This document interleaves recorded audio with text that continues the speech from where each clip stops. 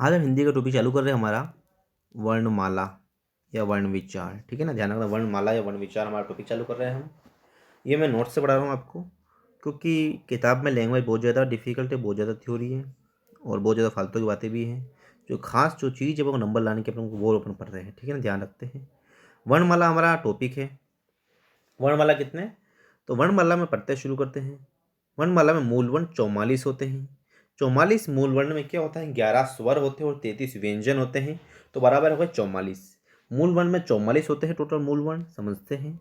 मूल वर्ण टोटल 44 होते हैं, 11 स्वर होते हैं और 33 व्यंजन होते हैं। ठीक है, 11 स्वर 33 व्यंजन होते हैं, टोटल हो गया 44। टोटल हो गया 44, ध्यान रखिए। अब देखते हैं कुल वर्ण। टोटल कुल वर्ण होते हैं 52। टोटल कुल वर्ण कितने होते हैं भाई, 52 होते हैं। टोटल कुल वर्ण 52 होते हैं। अब 52 में कैसे, टोटल कुल वर्ण तो मूल वर्ण तो हो गए अपने 44, पहले के मूल वर्ण 44 हो गए अपने। ठीक है, अब 44 प्लस दो अयोयवाह वर्ण हो गए, दो क्षिप्त वर्ण हो गए, दो चार संयुक्त व्यंजन हो गए, तो 4 और 2 प्लस 6 प्लस 8 हो गए, तो 44 प्लस 8 बराबर हो गए 52। टोटल कुल वर्ण हो गए अपने 52, समझते हैं। मूल वर्ण 44 है। मूल वर्ण में क्या 11 स्वर और 33 व्यंजन मिले होते हैं, तो बराबर 44 मूल वर्ण बनते हैं। कुल वर्ण में ये जैसे इन 44 में 8 और जुड़ जाते हैं, मतलब 2 अयोयवा वर्ण, 2 क्षिप्त वर्ण और 4 संयुक्त व्यंजन, तो ये बराबर हो जाते हैं 52 वर्ण। ठीक है ना, तो कुल वर्ण 52 होते हैं, ऐसे होते हैं। संस्कृत शब्द है, मतलब देखो संस्कृत शब्द तो क्या है, ये री है, मैं आपको बताता हूँ। देखो संस्कृत में टोटल अपने हिंदी में 11 स्वर होते हैं। टोटल 11 स्वर होते हैं हिंदी में अपने 11 स्वर होते हैं। अ, आ, ई, उ, री, ए, ऐ, ओ, औ। देखो हिंदी में 11 स्वर होते हैं। अ, आ, ई, उ, री, ऐ, ऐ, औ, औ। अब जो ये री है ये एक संस्कृत शब्द है। ये आ जाए क्वेश्चन कि ये कौन सा शब्द है, तो री एक संस्कृत शब्द है। री एक संस्कृत शब्द है, ध्यान रखना। अब देखिए, स्वर का मतलब होता है स्व या स्वत ही, और अ का मतलब उच्चरित, मतलब जिनका उच्चारण स्वत ही हो जाए, जिनके उच्चारण करने में अपन को ज़्यादा प्रयत्न की आवश्यकता, विशेष प्रयत्न की आवश्यकता ना हो, और जिनका निर्माण में व्यंजनों की आवश्यकता भी ना हो, वह स्वर कहलाते हैं। जिनका उच्चारण स्वत मतलब अच्छा एक अपने आप ही हो जाए, ज़्यादा बोल आवश्यकता ना हो, ज़्यादा डिफिकल्टी ना हो, तो हो जाते हैं स्वर। ठीक है, अब देखो व्यंजन पढ़ेंगे हम थोड़ा सा। व्यंजन का मतलब क्या होता है, व्यंजन मतलब वी प्लस अंजन से। वी का मतलब होता है विशेष और अंजन का मतलब होता है अवरोध, बाधा, रुकावट, विशेष या पर्यंत। अवरोध, बाधा, रुकावट, विशेष या पर्यंत का मतलब होता है अंजन का मतलब। जैसे उदाहरण है, जैसे क प्लस अ, जैसे जैसे तो बन रहा है, तो त तो इसमें व्यंजन है प्लस ओ स्वर है, तो व्यंजन और स्वर के मेल से ही एक तरह से पूरा वाक्य शब्द बनता है। आप समझते हैं। ये जो वर्ड लिखा हुआ है हिंदी में, री भोलानाथ संयुक्त तिवारी ने दिया ये वर्ड, इसके अनुसार है। र प्लस ई बराबर री बराबर व्यंजन बनता है। इन्होंने कहा था कि र प्लस ई बराबर री बनता है, और ये भोलानाथ तिवारी ने कहा था, भोलानाथ तिवारी ने कहा था। अब देखिए 11 स्वरों का निर्माण कैसे हो रहा समझते हैं। 11 स्वरों का निर्माण, मूल स्वर या संधि स्वर। मूल स्वर या संधि स्वर, आवश्यकता है अन्य स्वर की। ठीक है, समझते हैं। मूल स्वर संधि स्वर। मूल स्वर का मतलब होता है आवश्यकता नहीं अन्य स्वर की। मूल स्वर में आवश्यकता नहीं अन्य स्वर की। संधि का मतलब होता है जोड़ना, तो संधि में आवश्यकता है अन्य स्वर की। जैसे मूल स्वर, मूल स्वर है अ, ई, उ, री, तो मानते हैं मूल स्वर 4 होते हैं। मूल स्वर कितने होते हैं, 4 होते हैं। तो अ, ई, उ, री, ये होते हैं मूल स्वर, 4 होते हैं, जिनमें आवश्यकता नहीं है अन्य स्वर की। अब संधि स्वर में अन्य शब्द की आवश्यकता है, जब भी तो जुड़ रहा है। तो संधि स्वर होते हैं अपने भाई, अ प्लस अ बराबर आ बनता है, अ प्लस अ बराबर आ बनता है, ई प्लस ई बराबर बड़ी ई बनती है, ई प्लस ई बराबर बड़ी ई बनती है, उ प्लस उ बराबर बड़ा ऊ बनता है, उ प्लस उ बराबर बड़ा ऊ बनता है, अ प्लस ई बराबर ए बनता है, अ प्लस ई बराबर ए बनता है, अ प्लस ए बराबर ए बनता है, अ प्लस ए बराबर आई बनता है, और अ प्लस ई बराबर ए बनता है, अ प्लस उ बराबर ओ बनता है, अ प्लस उ बराबर ओ बनता है, और अ प्लस ओ बराबर ओ बनता है, अ प्लस ओ बराबर ओ बनता है। ठीक है, अब देखो ये क्वेश्चन इससे ये पढ़ा देता हूँ। देखो समझ लो 11 स्वरों का निर्माण। मूल स्वर टोटल 4 होते हैं और संधि स्वर कितने होते हैं? 1 2 3 4 5 6 7। तो टोटल मूल संधि स्वर होते हैं 7, समझते हैं। मूल स्वर तो भाई 4 होते हैं और संधि स्वर 7 होते हैं। टोटल 44 वर्ण होते हैं। मूल वर्ण 44 होते हैं, कुल वर्ण 52 होते हैं। ये 11 से 33 व्यंजन होते हैं, ये वाला पार्ट। और इसमें 2 अयोग व 2 अक्षित और 4 ऐसे कुछ व्यंजन होते हैं। 4 होते हैं अपने इसमें, कहाँ पे लिखा हुआ है?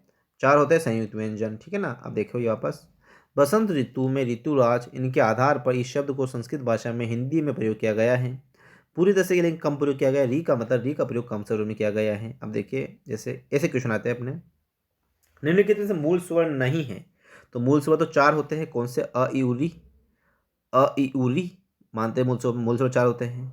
तो मूल स्वर तो अ ई उ री होता है, तो ऊ तो होना, बड़ा ऊ तो है ही नहीं, अ ई उ री छोटा ऊ होता है। तो ये ऑप्शन द ऊ सही है, मतलब ये नहीं है। अब देखिए कौन सा संधि स्वर नहीं है? संधि स्वर मतलब देखो अ ई उ री, ये तो मूल स्वर हो गया, तो री तो मूल स्वर है। तो ए आ ए ये संधि स्वर है, तो री तो मूल स्वर है, तो ये हो गया सही, ठीक है ना, ध्यान रखना। वापस रिपीट हो रहा है, देखो वापस हल्का सा दूसरे पार्ट में अपने। मूल वर्ण 44 है, 11 स्वर है, 33 व्यंजन है, कुल वर्ण 52 है, ध्यान रखना। स्वर टोटल कितने होते हैं? अ आ ई उ री ए आई औ औ। तो 1 2 3 4 5 6 7 8 9 10 11, तो स्वर हो गए टोटल अपने 11। 11 स्वर 33 व्यंजन होते हैं, ध्यान रखना। अब देखिए मूल स्वर अ ई उ री 4 होते हैं, आवश्यकता नहीं है अन्य स्वर की। संधि स्वर 7 होते हैं। आ ई, फिर ये बनता है आ ई उ ए, आ ई उ ए ऐ ओ औ। अब देखिए मूल स्वर अपने आप निर्माण होता है, संधि स्वर में अन्य स्वर की आवश्यकता है के साथ इसका निर्माण होता है। संधि स्वर में अन्य स्वर की आवश्यकता है इसके साथ निर्माण होने की, समझते हैं। जो ये संधि विच्छेद होता है, जैसे किसको सजाती किसको अजाती कहेंगे, समझते हैं। बहुत मजेदार पॉइंट है, समझना अच्छी तरह से, समझते हो।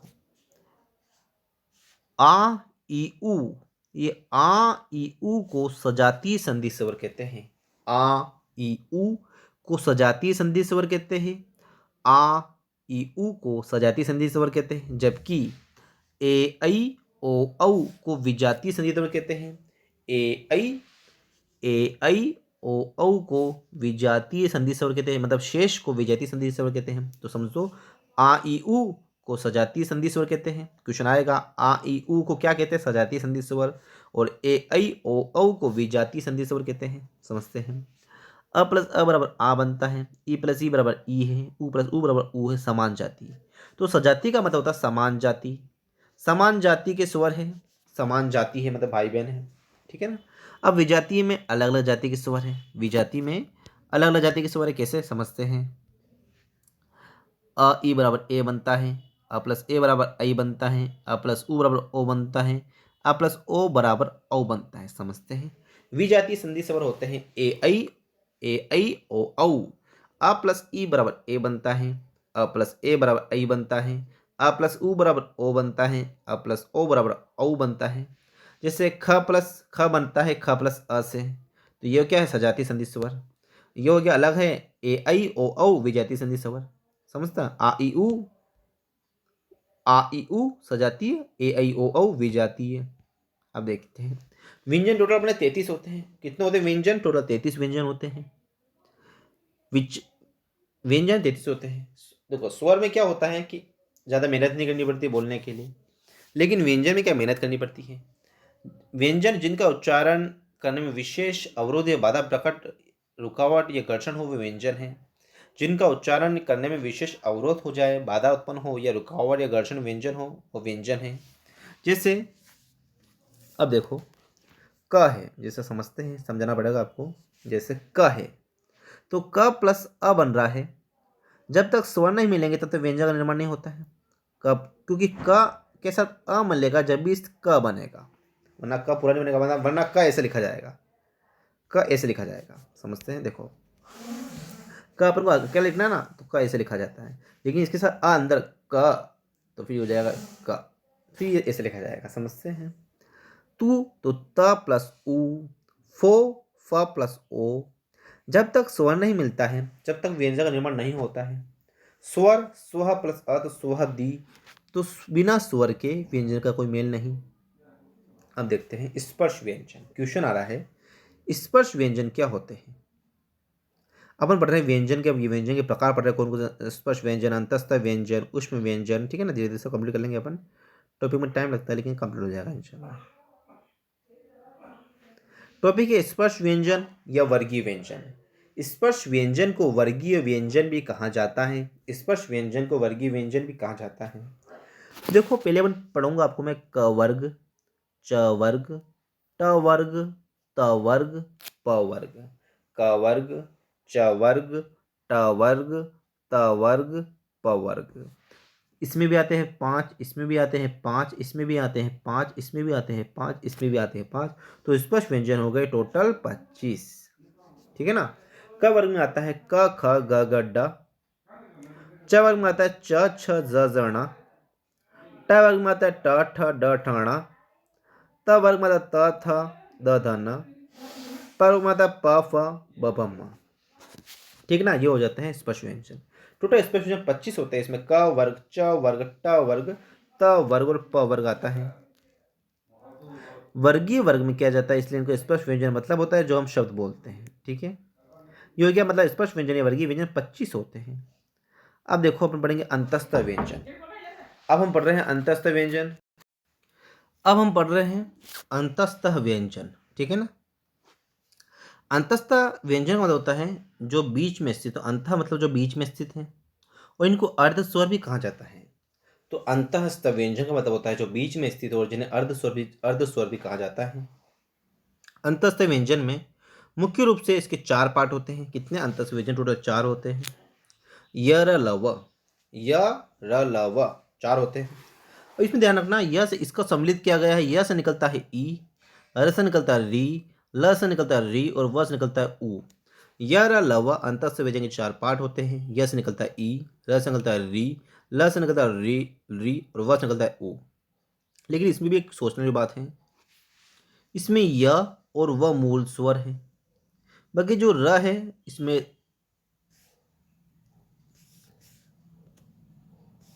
र, इसमें जो र है ये री, इसमें समझते हैं वापस। जो ये य का है स्वर ई है, र का री है, ल का री है, व का उ है। इसमें य और व मूल स्वर है, मुख्य रूप से मूल स्वर है, ठीक है। आगे बढ़ के जब क्वेश्चन में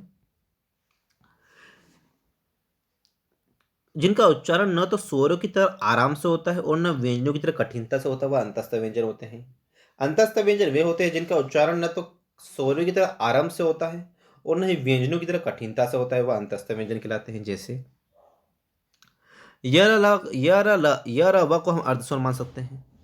य र व को हम अर्ध स्वर मान सकते हैं। य र व को हम अर्ध स्वर मान सकते हैं। य र व को हम अर्ध स्वर मान सकते हैं। तो समझते हैं य र व को हम अर्ध स्वर मान सकते हैं। लेकिन इसमें भी सोचने की बात है कि क्वेश्चन में अगर र आ जाए तो आपको य को चुनना है, और क्वेश्चन में अगर जैसे मतलब यानी कि अर्ध स्वर नहीं है तो आपको एक बात समझ लो, ये दिमाग में बैठाना पड़ेगा आपको। क्वेश्चन में य र व, य र व हम अर्ध स्वर मान सकते हैं य र व को। लेकिन क्वेश्चन में अगर यह ऑप्शन य और र दोनों ऑप्शन दे रखा है तो आपको यह ऑप्शन चुनना है। र और व दोनों ऑप्शन दे रखा तो भी आपको यह ऑप्शन चुनना है, क्योंकि यह पहले वाला शब्द है, ध्यान रखना। अब देखिए उष्म व्यंजन या गर्म व्यंजन। उष्म व्यंजन को गर्म व्यंजन भी कहा जाता है। उस व्यंजन की संख्या 4 होती है। श ब सह, श ब सह। श होता है तालवी सकार, ब होता है मुद्रणिक सकार, स होता है दंतीय सकार और ह होता है ह सकार। समझते हैं? उष्मी व्यंजन को गर्म व्यंजन भी कहा जाता है। श ब सह होते हैं।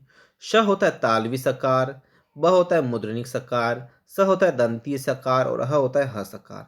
संख्या 4 होती है। जैसे 25 टोटल यानी कि व्यंजन हो गए, स्वर टाइप हो गए, +4 तो बराबर हो गई, ये 33 व्यंजन हो गए टोटल। समझते हैं?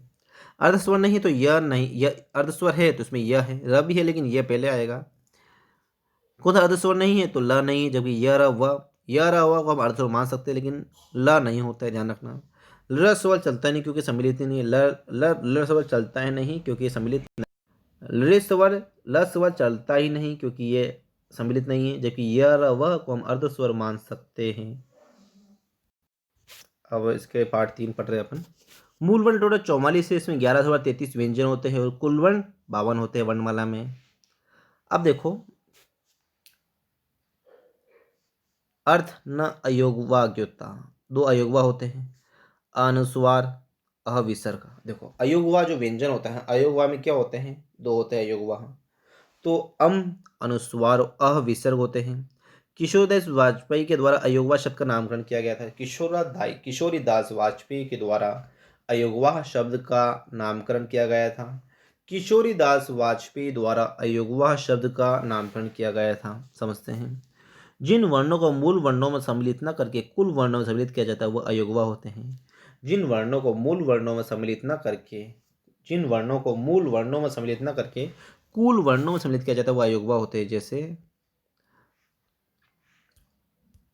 अम और अह।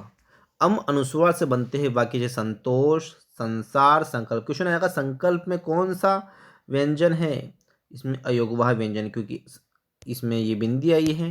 तो अम और अह यह अयोगवाह व्यंजन का पार्ट है। आह विसर्ग लगता है जैसे दुख, यह अयोगवाह व्यंजन है। अब देखते हैं अपन पढ़ते हैं अपन उक्षित व्यंजन।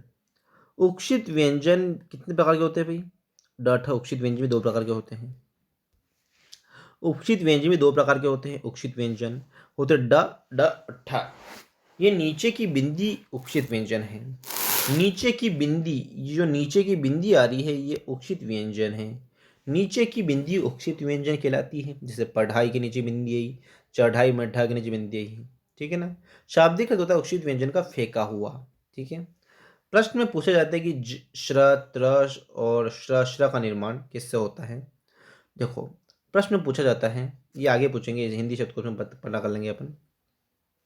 श्र, ये बहुत इंपॉर्टेंट क्वेश्चन है, इसी क्वेश्चन पूछे जाते हैं। देखो श्र का निर्माण प्रश्न में पूछा जाता है कि श्र, त्र, श्र और श्र का निर्माण किससे होता है। देखो श्र का निर्माण होता है क प्लस शी से, श्र का निर्माण होता है क प्लस शी से, त्र का निर्माण होता है त प्लस री से, त्र का निर्माण होता है त प्लस र से, त्र का निर्माण होता है त प्लस र से, ज्ञ का निर्माण होता है ज प्लस न से, ज्ञ का निर्माण होता है ज प्लस न से, श्री का निर्माण होता है श प्लस र से, श्री का निर्माण होता है श्री का निर्माण होता है श प्लस र से, श्री का निर्माण होता है श प्लस र से, श्री का निर्माण होता है श प्लस र से होता है। अगर संयुक्त व्यंजन शाब्दिक अर्थ होता है जोड़ना, दो वर्णों को जोड़ना। संयुक्त व्यंजन में शाब्दिक अर्थ होता है जोड़ना, मतलब दो वर्णों को जोड़ना होता है।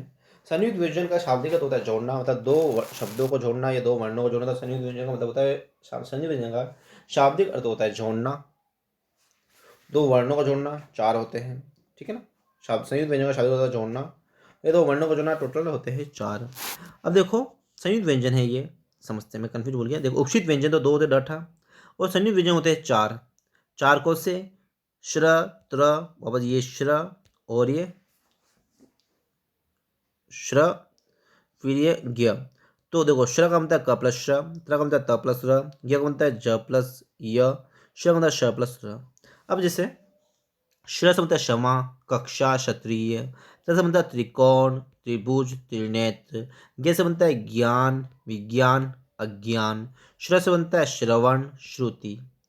संयुक्त व्यंजन टोटल चार होते हैं, पढ़ लिया आपने, श्र, त्र, ज्ञ, श्र, ठीक है ना। अब देखते हैं ध्य द प्लस य से बनता है, द्व द प्लस व से बनता है। इनको संयुक्त व्यंजन नहीं मानते हैं विद्यालय विद्यालय, इनको संयुक्त व्यंजन नहीं मानते, लेकिन ये आते हैं, लेकिन इनको नहीं मानते हैं। ध्य बनता है द प्लस य से, द्व बनता है द प्लस व से।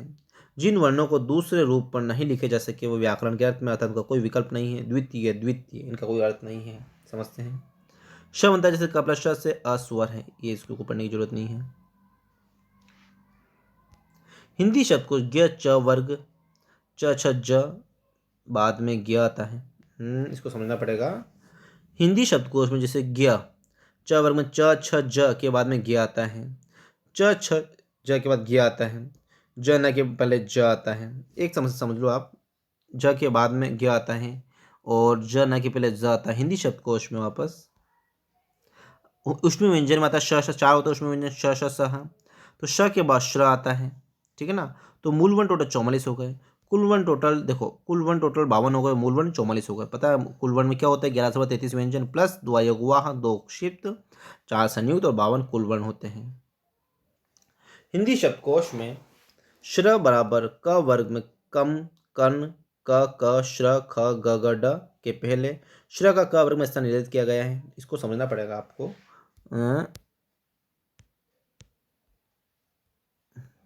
हिंदी शब्दकोश में श्र तो कम कन क के बाद में श्र ख ग ग ड के पहले ख के पहले श्र शब्द आता है। देखो श का क वर्ग में स्थान निर्धारित किया गया है। क वर्ण के बाद में श्र आता है, समझ लो, बस ये याद कर लो। क वर्ण के बाद में श आता है, श्र, क वर्ण के बाद में श्र आता है। और ख ग ग ड के पहले श्र आता है। ख ग, ये इतने छोट नोट्स ज़्यादा अच्छा नहीं पढ़ सकते क्योंकि ये बहुत ज़्यादा डिटेल में, और इतना डिटेल एग्जाम के साथ में इम्पोर्टेंट नहीं है क्योंकि इसमें छुटपुट क्वेश्चन पूछे जाते हैं। ख ग ड के पहले श्र आता है। अब देखो हिंदी शब्दकोश में त्र मतलब त वर्ग, त थ द ध न, तो त के बाद में त्र आता है, त के बाद में त्र आता है, त के बाद में त्र आता है। जबकि यह थ द ध न के पहले त्र आता है, थ द ध न के पहले त्र आता है, थ द ध न के पहले त्र आता है। हिंदी वर्णमाला में मूल वर्णों में से संयुक्त व्यंजनों को घटा दिया जाता है तो मूल वर्णों की संख्या 44 होगी। ठीक है, हिंदी वर्णमाला में से मूल वर्णों, बहुत मजेदार क्वेश्चन है और ये राजस्थान एसआई में पूछा गया। समझे कैसे समझो, हिंदी वर्णमाला में से मूल वर्णों में से संयुक्त व्यंजन को घटा दिया जाता है तो मूल वर्णों की संख्या होगी। अब समझो, संयुक्त व्यंजन तो कुल वर्ण में आता है ना, क्योंकि मूल वर्ण तो 11 स्वर और 33 व्यंजन से बनता है, और संयुक्त व्यंजन तो किस में आता है, कुल वर्ण में।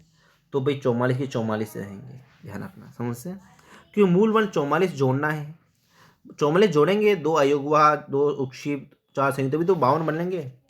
और इसमें से अपन घटाएंगे 43 + 1 घटा दिया जाए स्वर व्यंजन, तो इसे 40 उष्म व्यंजन 4 घटा दिया जाए, अंतर से व्यंजन 40 घटा दिया जाए, ऐसे नियम बढ़ता रहता है।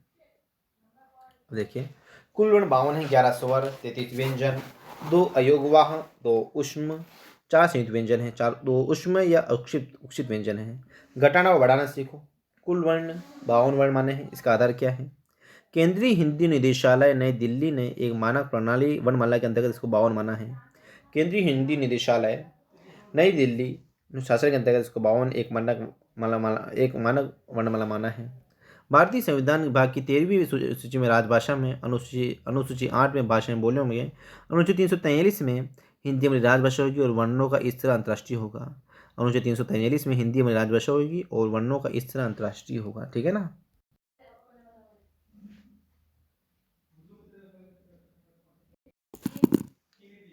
स्वरों का वर्गीकरण, देखो भाई स्वरों का वर्गीकरण पढ़ रहे हैं अपन। स्वर कितने होते हैं? 11 होते हैं। अ आ ई उ ऊ री ए ऐ ओ औ। अभी उत्पत्ति के आधार पर मूल स्वर होते हैं अ ई उ री होते हैं। संधि स्वर होते हैं कितने? 7 होते हैं। अ प्लस अ बराबर आ, ई प्लस ई बराबर ई, उ प्लस उ बराबर उ, आ प्लस ई बराबर ए, अ प्लस ए बराबर अ प्लस ए बराबर आई, आ प्लस उ बराबर ओ, आ प्लस ओ बराबर औ बनता है। तो उत्पत्ति के आधार पर मूल स्वर तो होता है 4 अ ई उ री, और संधि स्वर कितने होते हैं? 7 होते हैं, ध्यान रखना आप। अब देखिए, अब मजेदार पॉइंट चालू हो रहे हैं। ओष्ठ की आकृति के आधार पर, ओष्ठ की आकृति के आधार पर 2 स्वर होते हैं। वृत्ताकार स्वर होता है उ ओ औ, समझते हैं। ओष्ठ, ओष्ठ मतलब होता है अपनी मुंह से बोलते हैं अंदर ओष्ठ। तो ओष्ठ की आकृति के आधार पर स्वर होते हैं 2 प्रकार के, वृत्ताकार स्वर होते हैं और अवृत्ताकार स्वर होते हैं। ओष्ठ की आकृति के आधार पर स्वर 2 प्रकार के होते हैं, वृत्ताकार स्वर और अवृत्ताकार स्वर होते हैं। वृत्ताकार स्वर 4 होते हैं उ औ औ। वृत्ताकार स्वर होते हैं उ औ औ। अवृत्ताकार स्वर होते हैं आ ई री ए ऐ। अवृत्ताकार स्वर होते हैं आ ई री ए ऐ। ओष्ठ की आकृति के आधार पर स्वर होते हैं वृत्ताकार स्वर, अवृत्ताकार स्वर होते हैं। वृत्ताकार स्वर होते हैं उ औ औ। अवृत्ताकार स्वर होते हैं आ ई ऐ री ए ऐ। उच्चारण में लगने वाले स्थान के समय के आधार पर, उच्चारण में लगने वाले समय के आधार पर स्वर 2 प्रकार के होते हैं। समझते वापस पढ़ते हैं अपन। ओष्ठ की आकृति के आधार पर स्वर 2 प्रकार के होते हैं, वृत्ताकार स्वर, अवृत्ताकार स्वर। वृत्ताकार स्वर में आते हैं ओष्ठ की आकृति के आधार पर में आते हैं उ ओ औ, उ ओ औ। और ओष्ठ की आकृति के आधार पर अवृत्ताकार स्वर होते हैं आ ई री ए ऐ, आ ई री ए ऐ, आ ई रे ए ऐ री ए ऐ। उच्चारण में लगने वाले समय के स्थान पर, उच्चारण में लगने वाले समय के स्थान पर स्वर होते दो प्रकार होते हैं, ह्रस्व स्वर और दीर्घ स्वर। ह्रस्व स्वर और दीर्घ स्वर। उच्चारण में लगने वाले समय के आधार पर स्वर दो प्रकार के होते हैं, ह्रस्व स्वर और दीर्घ स्वर। ह्रस्व स्वर का मतलब होता है जिनके उच्चारण में कम समय लगता हो। दीर्घ मतलब ऊंचा, मतलब जिनके उच्चारण में अधिक समय लगता है वो दीर्घ स्वर। ह्रस्व स्वर मतलब होता है जिनके उच्चारण में कम समय लगता है, और दीर्घ स्वर का मतलब होता है जिनके उच्चारण में अधिक समय लगता है। समझते हैं। अ प्लस अ बराबर आ, दोगुना समय दीर्घ स्वर है।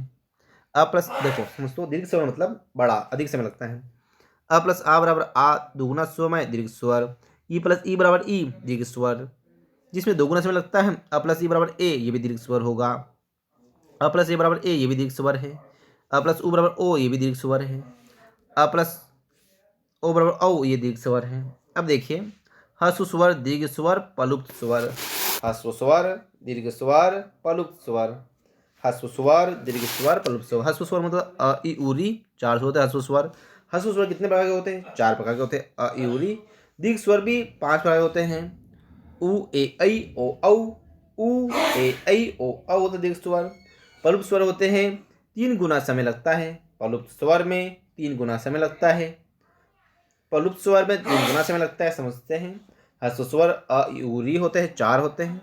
दीर्घ स्वर उ ए ऐ ओ औ होते हैं, और पलुप्त स्वर 3 गुना समय लगता है, समझते हैं। ह्रस्व स्वर अ ई उ री कम समय लगता है। दीर्घ स्वर आ ई उ ए ऐ ओ औ अधिक समय लगता है। पलुप्त स्वर 3 गुना समय लगता है। अब देखो, अर्घ स्वर नहीं है, क्वेश्चन का निम्न से अग्र स्वर नहीं है, ओ अग्र स्वर नहीं है, ठीक है ना। क्योंकि ओ क्या है? ओ तो दीर्घ स्वर है, क्योंकि ई री ए नीचे बताएंगे अग्र स्वर है या नहीं है।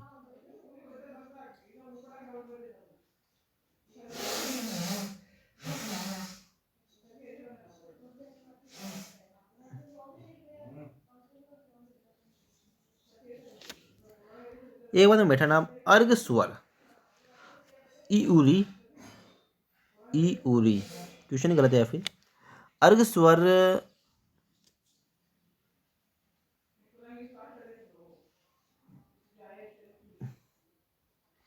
जबकि ओ जो होता है वो होता है मतलब अपने, यानी कि ओ होता है अपने मतलब, यानी कि इसमें दीर्घ स्वर होता है। और ये ई री ए, ई री ए ये एक तरह से अपने क्या है? दीर्घ स्वर है। देखो ए दीर्घ स्वर है, तो ए दीर्घ स्वर है, जबकि ओ क्या है?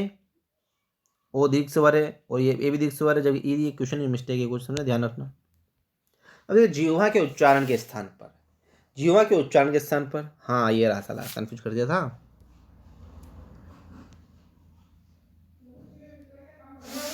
अब देखो, अग्र स्वर है ई री ए ऐ, तो ई री ई, ये तो अग्र स्वर हो गया। ई री ई, और ये भी ऊपर वाला भी ए, ध्यान रखना। ये दीर्घ स्वर में ये ए वाला, ऐसा वाला ए आता है, ऐसा वाला ए दीर्घ स्वर में नहीं आता है, ठीक है ना। दीर्घ स्वर में ऐसा वाला ए आता है, ऐसा वाला नहीं आता है। तो ई, बड़ी ई री ए ऐ, ये अग्र स्वर है, जबकि ओ क्या है? ओ तो दीर्घ स्वर हो गया ना, ओ दीर्घ स्वर है, इसे ध्यान रखना। जिह्वा के उच्चारण के स्थान पर अग्र स्वर, देखो जिह्वा के उच्चारण के स्थान पर स्वर 3 प्रकार के होते हैं, अग्र स्वर, मध्य स्वर, पश्च स्वर। जिह्वा के उच्चारण के स्थान पर स्वर 3 प्रकार के होते हैं, अग्र स्वर, मध्य स्वर, पश्च स्वर। जैसे ई री ए ऐ अग्र स्वर होते हैं, ई री ए ऐ ये अग्र स्वर होते हैं। मध्य स्वर होता है अ, मध्य स्वर होता है सिर्फ अ। पश्च स्वर होते हैं आ उ ओ औ। पश्च स्वर होते हैं आ उ ओ औ। पश्च स्वर होते हैं आ उ ओ औ। पश्च स्वर होते हैं आ उ ओ औ। पश्च स्वर क्या होते हैं? आ उ ओ औ होते पश्च स्वर। अब देखिए, नाम 5वां पॉइंट है मुखाकृति के आधार पर। मुखाकृति के आधार पर स्वर 4 प्रकार के होते हैं। मुखाकृति के आधार पर स्वर 4 प्रकार के होते हैं। मुखा मुखाकृति के आधार पर स्वर 4 प्रकार के होते हैं, जैसे विवृत स्वर, अर्धविवृत स्वर, अर्धसंवृत स्वर, संवृत स्वर। समझते हैं। मुखाकृति के आधार पर स्वर 4 प्रकार के होते हैं, विवृत स्वर, अर्धविवृत स्वर, अर्धसंवृत स्वर, संवृत स्वर। समझते हैं। विविध स्वर का मतलब होता है शाब्दिक अर्थ होता है खुला हुआ, जैसे आ। विविध स्वर का उदाहरण है आ, अधिक खुला हुआ होता है। अर्धविविध स्वर, विविध स्वर मतलब होता है सिर्फ खुला हुआ आ। अर्धविविध स्वर होता है से कम खुला हुआ, से कम खुला हुआ, अ, ए, अ, ऐ, औ। अर्धविविध स्वर होता है से कम खुला हुआ, अ, ऐ, औ। अर्धविवृत स्वर होता है से कम खुला हुआ, अ, ऐ, औ। अर्धविवृत अर्धविवृत स्वर होता है से कम खुला हुआ, अ, ए, औ। अर्धसंवृत स्वर होता है से अधिक खुला हुआ, ए, ओ। अर्धसंवृत स्वर होता है से अधिक खुला हुआ, ए, ओ। अर्धसंवृत स्वर होता है से अधिक खुला हुआ, ए, ओ। और संवृत स्वर होता है बंद, बिल्कुल बंद हो गया मुंह जैसे, ई, ऊ, ऊ, री। ये होता है संवृत स्वर, बंद। समझते वापस। मुखाकृति के आधार पर स्वर 4 प्रकार के होते हैं, विवृत स्वर, अर्धविवृत स्वर, अर्धसंवृत स्वर, संवृत स्वर। विवृत स्वर में होता है खुला हुआ आ। अर्धविवृत स्वर में होता है से कम खुला हुआ, अ, ऐ, औ। अर्धसंवृत स्वर में होता है से अधिक खुला हुआ, ए, ओ। संवृत स्वर में होता है बंद होता है मुंह बिल्कुल, ई, ऊ, री। संवृत स्वर में होता है बिल्कुल बंद होता है, ई, ऊ, री होता है। ध्यान रखिए। व्यंजनों का वर्गीकरण वापस वही है अपना, चालू करते हैं। व्यंजनों की संख्या कितनी होती है? 33 होती है। सामान्य आधार पर व्यंजनों को 3 भागों में बांटा गया है। सामान्य आधार पर व्यंजनों को कितने भागों में बांटा गया? 3 भागों में। सामान्य आधार पर व्यंजनों को 3 भागों में बांटा गया है। स्पर्श व्यंजन, वर्गीय व्यंजन, क से म तक। स्पर्श व्यंजन या वर्गीय व्यंजन क से म तक। अंतस्थ व्यंजन य, र, ल, व। अंतस्थ व्यंजन 4 होता है, य, र, ल, व। उष्म व्यंजन भी 4 होते हैं, श, श, सह। उष्म व्यंजन भी 4 होते हैं, श, श, सह। अब देखते हैं। घोष या कंपन के आधार पर, घोष या कंपन के आधार पर 2 भागों में बांटा गया व्यंजन को।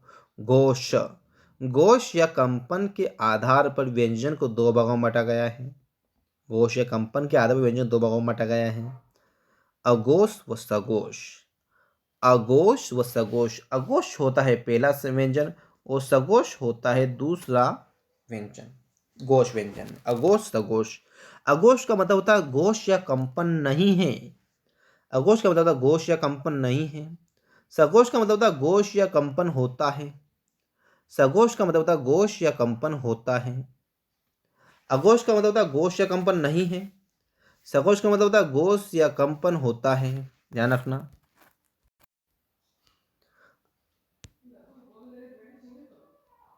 अब देखिए आप अघोष व्यंजन, सघोष व्यंजन की पहचान।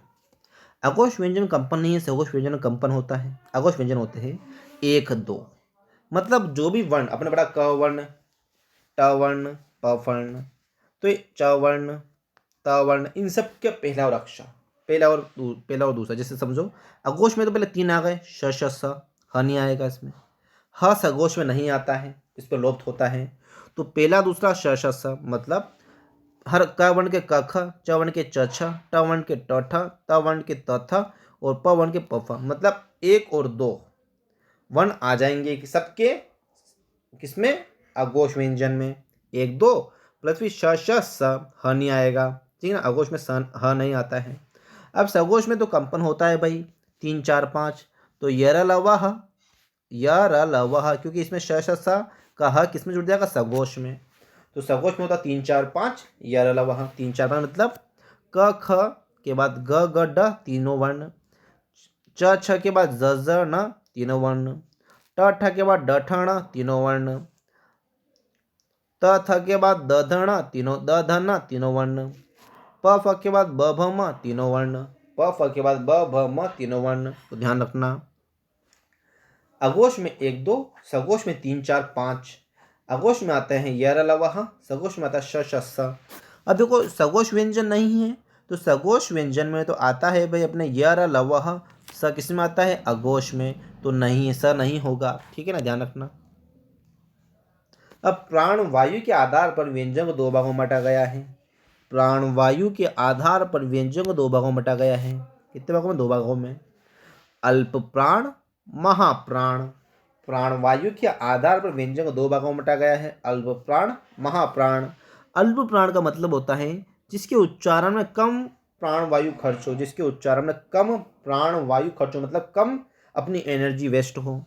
महाप्राण में जिसके उच्चारण में अधिक, महा से हो रहा महा, अधिक प्राणवायु खर्च हो।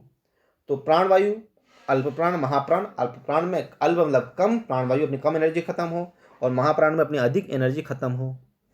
अब देखो इसकी भी बेसिक ट्रिक है। अल्प प्राण में आता है 1 3 5 यर लव, महाप्राण में 2 4 शबसह। ऐसे याद कर लोगे तो टेंशन नहीं।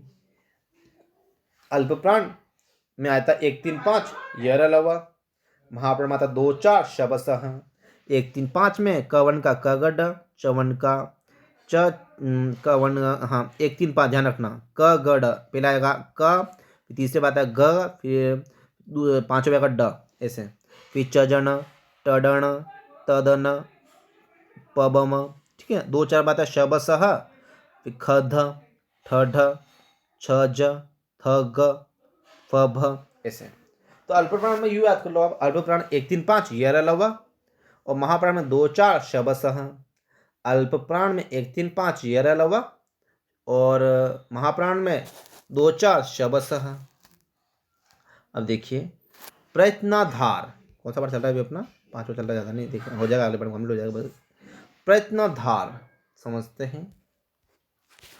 प्रयत्नाधार के आधार पर व्यंजन को कितने भागों में बांटा गया है? प्रयत्नाधार के आधार पर इनको 8 भागों में बांटा गया। प्रयत्नाधार के आधार पर इनको 8 भागों में बांटा गया। सभी वापस अपना रिपीट हो जाएगा। प्रयत्नाधार के आधार पर इनको 8 भागों में बांटा गया, समझते हैं। स्पर्शी व्यंजन होते हैं क ख ग ग ट ठ ड ठ, क ख ग ग ट ठ ड ठ। स्पर्शी प्रयत्नाधार के आधार पर व्यंजन को 8 भागों में बांटा गया है। प्रयत्नाधार के आधार पर स्पर्शी व्यंजन होते हैं क ख ग ग ट ठ ड ठ। अब स्पर्श संघर्षी व्यंजन होते हैं च छ ज झ। स्पर्श संघर्षी व्यंजन होते हैं, कंफ्यूज कर दी, देखो मैं गलती कर दी, देखो स्पर्श व्यंजन होते हैं क ख ग ग ट ठ ड ठ और त थ द ध प फ ब भ। स्पर्श जो नीचे भी है ना, त थ द ध प फ ब भ। स्पर्श व्यंजन होते हैं क ख ग ग ट ठ ड ठ त थ द ध प फ ब भ। अब ये देखो स्पर्श संघर्षी व्यंजन होते हैं च छ ज झ। स्पर्श संघर्षी व्यंजन होते हैं च छ ज झ। नासिक के व्यंजन होते हैं ड न ड ण ण न म। नासिक के व्यंजन होते हैं ड न ण न म। नासिक के व्यंजन होते हैं ड न ण न म। नासिक के व्यंजन होते हैं ड न ण न म। पंचम वर्ण के आधार पर होता है, ऐसा पंचम वर्ण के आधार पर होता है। अगर अपन उक्षित व्यंजन, उक्षित व्यंजन होता है ड ठ। द्विगुणित व्यंजन होते हैं जो 2 बार प्रयोग में लिए जाते हैं, जैसे ड ठ पढ़ा था पेपर ने, इसका अर्थ होता है फेंका हुआ। उक्षित व्यंजन का मतलब होता है फेंका हुआ, इसमें 2 वर्ण होते हैं ड और ठ। द्विगुणित व्यंजन बोलते हैं इनको अपन, 2 बार प्रयोग में किया जाता है। पार्श्विक व्यंजन सिर्फ ल होता है, इसका शाब्दिक अर्थ होता है बगल में। पार्श्विक व्यंजन में होता है सिर्फ ल, पार्श्विक व्यंजन होता है सिर्फ ल, जिसका शाब्दिक अर्थ होता है बगल में, पार्श्विक व्यंजन। प्रकंपित या लूढ़ित व्यंजन, देखो प्रकंपित या लूढ़ित व्यंजन होता है र। प्रकंपित या लूढ़ित व्यंजन होता है र। प्रकंपित या लूढ़ित व्यंजन होता है र। प्रकंपित या लूढ़ित व्यंजन होता है र। प्रकंपित या लूढ़ित व्यंजन होता है र। संघर्षहीन सप्रवाह या अर्धस्वर होता है य व। संघर्षहीन सप्रवाह या अर्धस्वर होता है, अर्धस्वर होता है य व। संघर्षहीन सप्रवाह या अर्धस्वर होता है य व। संघर्षहीन, संघर्ष समझिए, संघर्षहीन या सप्रवाह अर्धस्वर होता है य व। संघर्ष व्यंजन ऊष्म व्यंजन होता है श श सह। संघर्ष व्यंजन ऊष्म व्यंजन होता है श श सह। संघर्ष व्यंजन या ऊष्म व्यंजन होता है श श सह। संघर्ष व्यंजन या ऊष्म व्यंजन होता है श श सह। अब देखिए वापस लास्ट पार्ट है बिल्कुल अपना, अब ये कंप्लीट होने वाला है बिल्कुल, वर्ण विचार या वर्णमाला कंप्लीट होने वाला है। 11 स्वर है अ आ, कंठ से बोला जाता है। ई तालु मतलब जीबान से बोला जाता है। ओष्ठ, देखो तालु मतलब अपने मुंह के जीबान के अंदर नीचे जो एरिया होता है उससे बोला जाता है। उ ओष्ठ मतलब होठ से बोला जाता है। री मुद्रा मतलब जीवा मतलब जीभ से बोला जाता है। देखो ये है ए प्लस आई, ये कंठ प्लस तालु से बोला जाता है। ओ अ प्लस उ, तो ये कंठ प्लस ओष्ठ से बोला जाता है कंठोष्ठ। समझते, नीचे वाला से ह दंत से बोला जाता है। वह दंतोष्ठ से बोला जाता है। ह दंत से वह दंतोष्ठ से बोला जाता है। ये कंप्लीट कर देता है जिससे कोई दिक्कत नहीं आएगी। फिर वापस इस पे आते हैं। क वर्ग क ख ग घ या कंठ से बोले जाते हैं। क वर्ग क ख ग घ या कंठ से बोले जाते हैं, मतलब कंठ मतलब गले से। च वर्ग च छ और त ज, च छ ज इधर आना, च छ ज ज ये तालु से बोला जाता है। तालु मतलब अपने जीबान के नीचे का एरिया। च वर्ग तो च छ ज तालु से बोले जाते हैं। ट वर्ग ट ठ ड ठ मतलब मूर्धा मतलब जीवा से बोले जाते हैं। ट वर्ग ट ठ ड ठ मतलब मूर्धा, मुद्रा मतलब जीवा मतलब जीवान से बोले जाते हैं। त वर्ग त थ द ध मतलब दंत से बोले जाते हैं, मतलब अपने दांतों से। त वर्ग त थ द ध दंत मतलब अपने दांतों से बोले जाते हैं। प वर्ग प फ ब भ मतलब ओष्ठ मतलब अपने मुंह से, मतलब मुंह से बोले जाते हैं, होठों से, ओष्ठ। प वर्ग प फ ब भ अपने ओष्ठ से बोले जाते हैं। पंचम वर्ग ड ण ण न म, ये सभी जितने भी इन सब के पांचवा वर्ण है, ये जितने भी पांचवे वर्ण है वो सब नासिका मतलब नाक से बोले जाते हैं। यूँ याद कर लो, जितने भी पांचवे वर्ण है, जैसे क का वर्ण होता है ड, च का होता है ण, और ट का होता है ण, त का होता है न, जैसे त द न, प का होता है प फ ब भ म न, तो ये ण ड ण न म ये सब नासिका मतलब नाक से बोले जाते हैं। इनको कंप्लीट कर देते हैं हम। देखो ह दंत से बोले जाते हैं। और देखो वापस देखो, ये अ ओ बोला जाता है। अ प्लस उ कंठोष्ठ से, प्लस ए कंठ तालु से बोले जाते हैं। ह दंत से व दंतोष्ठ से बोले जाते हैं।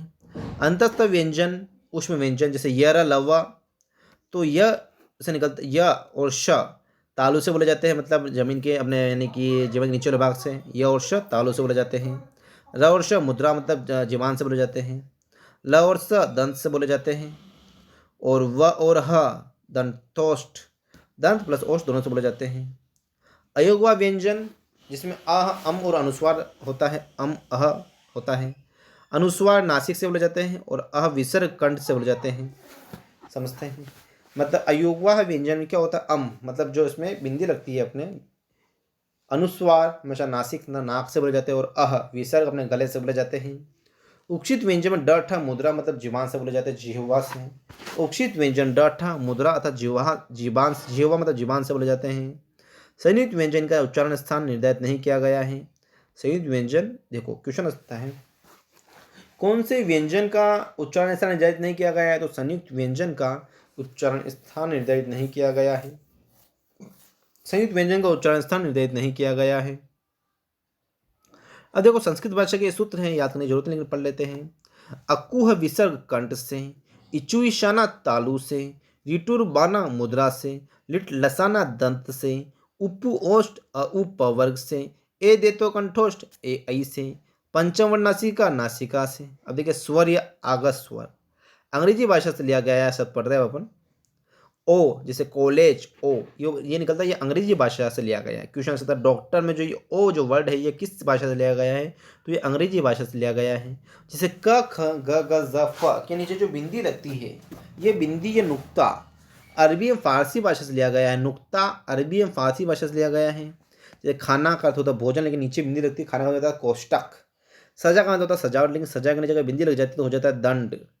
राज का होता है राजकारण, लेकिन राज के आगे अगर बिंदी लग जाती है नीचे तो हो जाता है राज रहस्य।